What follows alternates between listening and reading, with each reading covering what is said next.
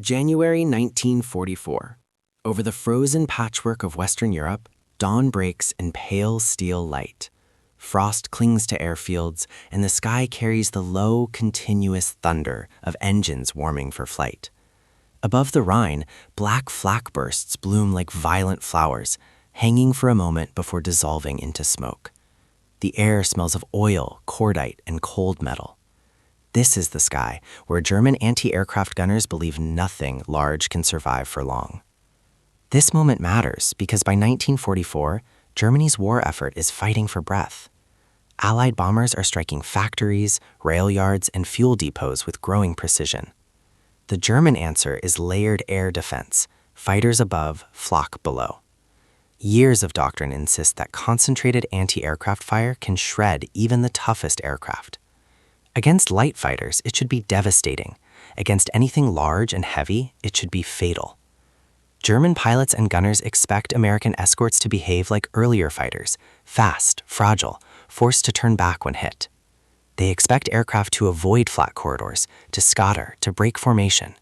They expect fear, hesitation, retreat. Instead, they see something that defies their experience. Through exploding shells and black smoke, massive single-engine fighters keep coming. They do not weave desperately. They do not fall away at the first hit. They push forward, steady and deliberate. These are Republic P-47 Thunderbolts, aircraft so large that German pilots initially mistake them for light bombers.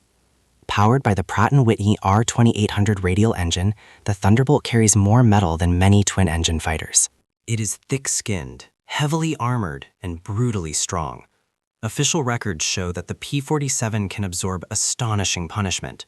Shredded control surfaces, holes punched clean through wings, cylinders damaged yet still running. U.S. Army Air Force's maintenance reports repeatedly note aircraft returning with sections of fuselage missing, yet landing safely. German flak crews fire with confidence. The 88mm guns are precise, deadly, and feared across every front. Barrages are timed, layered, and dense. Yet after the smoke clears, thunderbolts emerge. Pilots later described flying through clouds of steel, feeling the aircraft shudder as fragments strike, hearing impacts like heavy hammers on a steel door. Still, the engine keeps its deep, grinding roar, unchanged, relentless. German pilots record their disbelief. In post-war debriefs and wartime reports, Luftwaffe flyers remark on American fighters that refuse to fall. One intelligence summary notes that P-47s were extremely difficult to destroy with flak alone. Another German assessment warns pilots not to assume damage meant defeat. American loss records confirm the contrast. While Thunderbolts are hit frequently, a high percentage return to base compared to lighter escorts earlier in the war. Expectation collides with reality. German doctrine teaches efficiency, precision, calculated force. What they encounter instead is excess metal, excess power, excess resilience. The Thunderbolt's 8.50 caliber machine guns are not subtle instruments.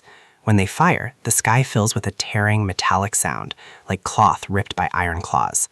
Ground troops later report that the sound alone announces destruction before the aircraft is even visible. That sound becomes a symbol. The continuous roar of the radial engine, deep, uneven, unstoppable, comes to represent something larger than machinery. It is the sound of American industry, made airborne. Factories in the United States produce engines, armor, ammunition, and fuel at a scale the Axis cannot match. Where German engineering seeks elegance and efficiency, American design accepts weight and excess if it means survival. As the months pass, perception shifts. German pilots learn that damaging a Thunderbolt does not guarantee victory. Anti-aircraft crews learn that perfect barrages still leave survivors. Morale erodes not because flak is ineffective, but because it is no longer decisive. The sky belongs increasingly to aircraft that can be hit, scarred, and still return the next day.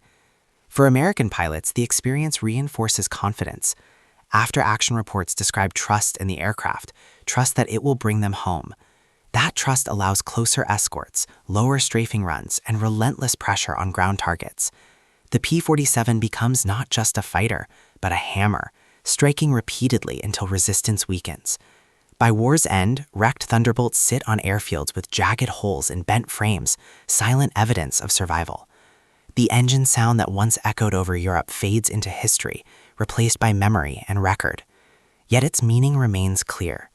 In those skies, abundance was not waste, it was endurance. Democracy, expressed through industry and scale, proved capable of absorbing blows that authoritarian precision could not. The flak bursts are gone now, dissolved into archives and photographs. But the lesson endures. Sometimes victory is not about avoiding damage, but about having the strength and the resources to endure it and to keep moving forward, engine roaring through the storm.